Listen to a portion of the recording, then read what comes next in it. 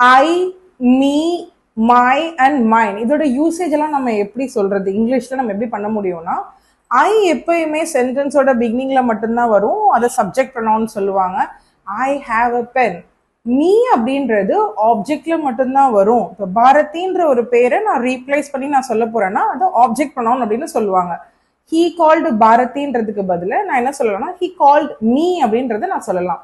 இந்த பேனா என்னுடையது அப்படின்னு நான் சொல்றதுக்கு பதில திஸ் பென் இஸ் பாரதி அப்படின்னு சொல்றது பதில திஸ் பென் இஸ் மைன் அப்படின்றத நான் யூஸ் பண்ண முடியும்.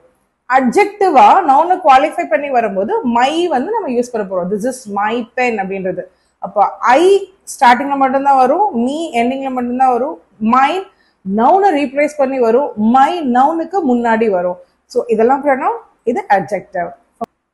இந்த மாதிரி இன்ட்ரெஸ்டிங் கிராமர் கண்டென்ட் நீங்க படிக்கணும் அப்படின்னா we have got the spoken English course. You can join and you can make use of it. Thank you so much.